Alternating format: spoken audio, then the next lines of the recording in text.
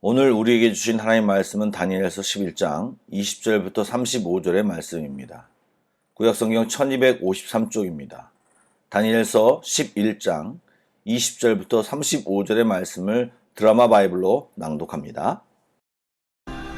그 왕위를 이을 자가 압제자를 그 나라의 아름다운 곳으로 두루 다니게 할 것이나 그는 분노함이나 싸움이 없이 몇 날이 못되어 망할 것이요 또 그의 왕위를 이을 자는 한 비천한 사람이라 나라의 영광을 그에게 주지 아니할 것이나 그가 평안한 때를 타서 속임수로 그 나라를 얻을 것이며 넘치는 물 같은 군대가 그에게 넘침으로 말미암아 패할 것이요 동맹한 왕도 그렇게 될 것이며 그와 약조한 후에 그는 거짓을 행하여 올라올 것이요 소수의 백성을 가지고 세력을 얻을 것이며 그가 평안한 때 그 지방의 가장 기름진 곳에 들어와서 그의 조상들과 조상들의 조상이 행하지 못하던 것을 행할 것이요 그는 노략하고 탈취한 재물을 무리에게 흩어주며 계략을 세워 얼마 동안 산성들을 칠 것인데 때가 이르기까지 그리하리라. 그가 그의 힘을 떨치며 용기를 다하여 큰 군대를 거느리고 남방왕을 칠 것이요 남방왕도 힘이 크고 강한 군대를 거느리고 맞아 싸울 것이나 능히 당하지 못하리니 이는 그들이 계략을 세워 그를 치니니라.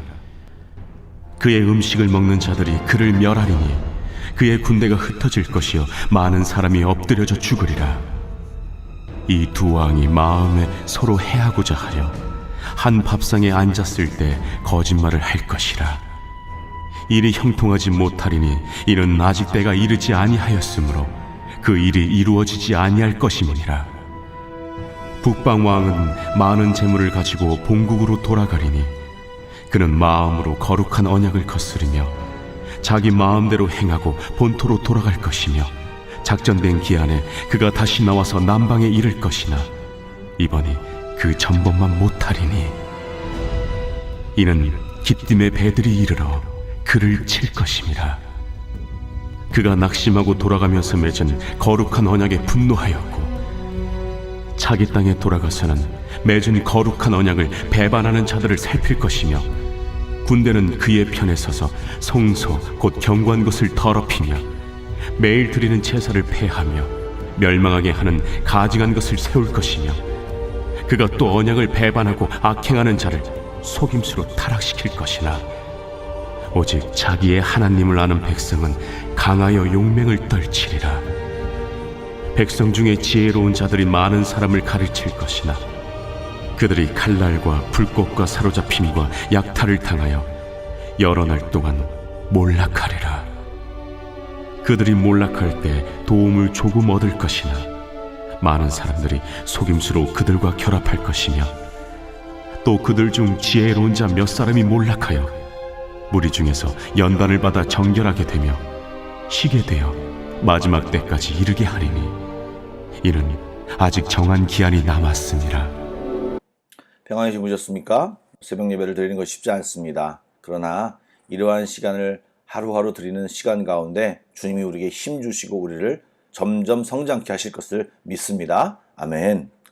말씀을 구체적으로 전하기에 앞서 본의 아니게 집중하기 힘든 아침 시간에 역사적인 내용을 너무 많이 말씀드리게 되어서 대단히 죄송합니다. 그런데 여러분들도 말씀을 읽어서 아시겠지만 이 부분에서 역사적인 내용을 설명드리지 않는다면 말씀을 제대로 이해하지 못할 것이고 그 말씀 속에 있는 메시지를 발견할 수 없기 때문에 다니엘서가 끝나기까지는 이러한 상황이 계속될 것을 여러분 아시고 널리 이해해 주시면 감사하겠습니다. 어제 15절까지 본문이 안티오쿠스 3세까지 이야기를 했습니다. 이어서 북방왕이 되는 사람이 셀류쿠스 4세라고 하는 인물입니다. 20절에는 이 사람을 압제자라고 표현했는데요. 이 압제자는 세금을 강제로 징수하는 데 열을 올렸는데요. 특별히 이러한 문무한 징수가 예루살렘에서 이루어졌고 그러한 세금 징발의 문제로 아마도 봉기가 일어날까 두려워서 이 재무장관이었던 헬리오도루스라고 하는 사람과 언쟁을 벌이다가 상황이 심각해져서 이 재무장관이 반기를 들고 왕을 독살해버립니다. 이어 왕위를 이을 사람이 아직 어린아이였기 때문에 이 조카를 지킨다는 명목으로 상황을 진압시키면서 조카를 죽이고 왕위에 오른 사람이 바로 안티오쿠스 4세입니다. 이 안티오쿠스 4세는요, 가장 잔혹하며 모욕적으로 유다 백성을 박해하고 성전과 하나님을 모독하는 독재자였습니다. 이런 그의 잔혹하고 반유대적인 행동으로 적그리스도로 예표되는 인물로 7장과 8장에서는 작은 뿔로 예언되었던 악명 높은 에피파네스입니다. 후에 그는 예루살렘 성전에서 제사를 금하고 제우스 신상과 돼지 머리를 놓아둠으로 살아계신 여호와 하나님을 모독했습니다. 이러한 행위는 자신이 여호와보다 높다라는 것을 드러내는 오만한 행위였습니다. 또 그는 동전에 테오스 에피파네스라는 글자를 새겨 넣음으로 자신을 신격화하는 행동을 서슴지 않았습니다. 그런데 오늘 본문 21절에는 이 안티오쿠스 4세 왕을 한 비천한 사람이라고 소개합니다. 비천한 사람이라고 하는 번역은요, 출신 성분이나 신분이 천하다는 뉘앙스로 들리는데 그런 말이 아니고요, 마땅히 경멸을 당할 만한 사람이다 라는 뜻입니다. 즉 그의 인생은 속이고 거짓과 노략과 탈취라는 단어가 계속 이어짐을 우리는 계속되는 말씀 속에서 발견합니다. 이 안티오쿠스 4세는요, 어느 정도 왕권이 안정되자 남방왕을 공략하려 하는데 남방왕도 안티오쿠스 4세 못지않게 강한 군대를 거느리고 전쟁을 하게 됩니다. 그런데 말씀을 보니까 남방왕의 음식을 먹는 자들, 즉 신복들을 말합니다.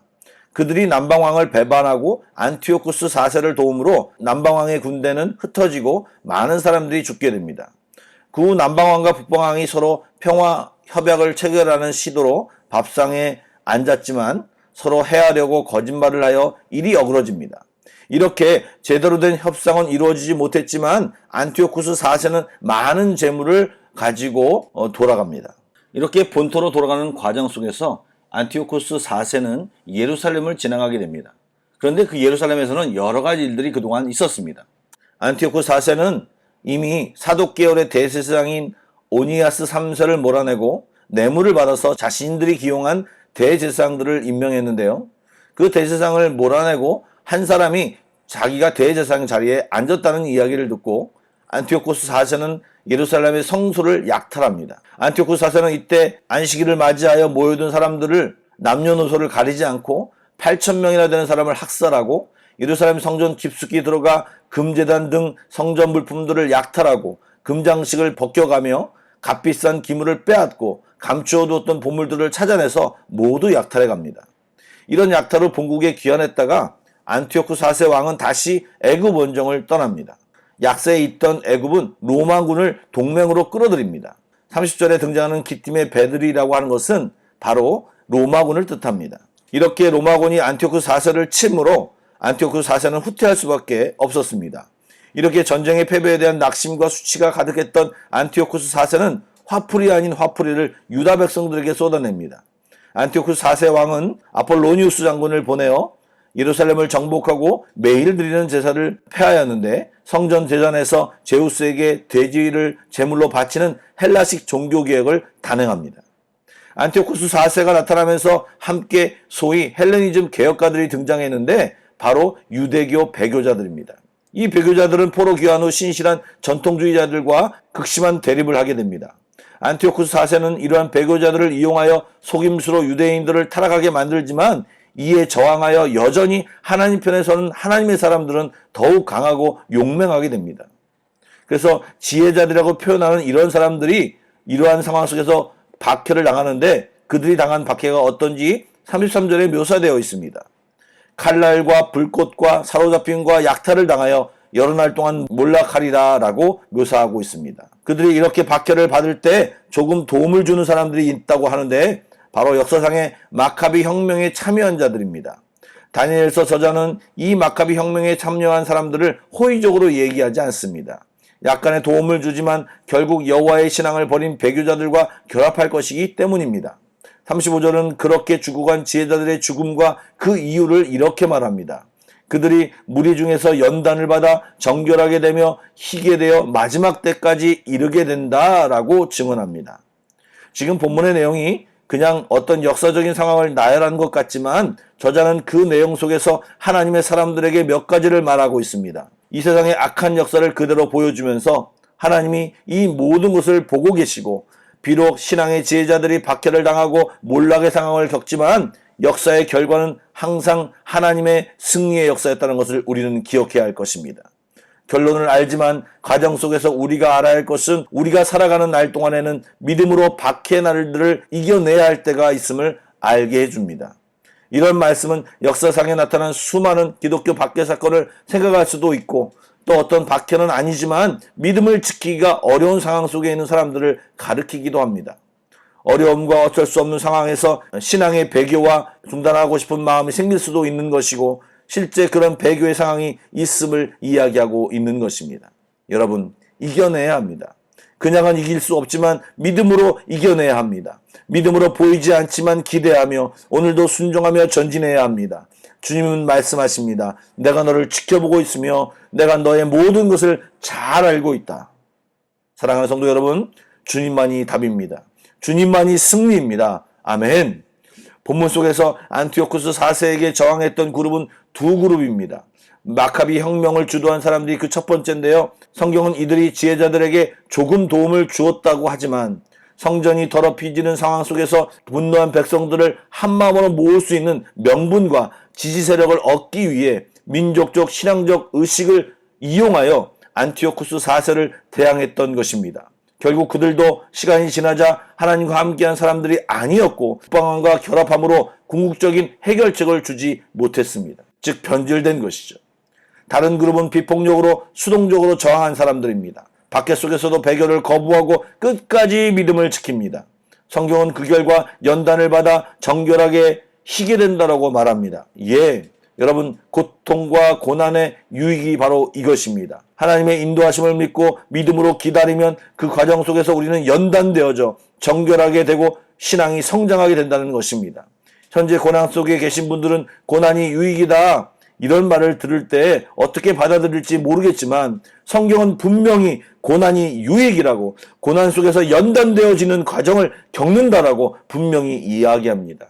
연단되어질 때 어떻게 그것을 견디시렵니까? 기도와 말씀을 붙잡고 주님 곁에 있어야만 견딜 수 있고 버틸 수 있습니다. 주님과 멀어지면 멀어질수록 우리를 물어뜯으려고 기다리는 원수의 공격의 대상이 될 것입니다. 사랑하는 성도 여러분, 오늘 본문은 쉽지 않은 내용입니다. 그러나 오늘도 우리에게 말씀하는 것이 우리의 믿음을 굳건히 할 것을 말하고 있습니다. 핍박이 와도 어려움이 와도 오히려 말씀 위에 굳게 서라고 우리 성경은 우리에게 말하고 있습니다. 성도 여러분, 말씀 위에 굳게 섭시다. 성도 여러분, 오늘도 화이팅입니다. 오늘도 승리의 하루가 되시길 주의 이름으로 축복합니다. 아멘. 기도하시겠습니다. 사랑의 하나님, 오늘도 수많은 적그리스도가 다양한 모습으로 우리를 넘어뜨리려고 온갖 술수를 쓰고 있습니다. 우리에게 지혜를 주시고 말씀을 붙잡고 믿음으로 오늘도 굳게 서 있기를 소원합니다.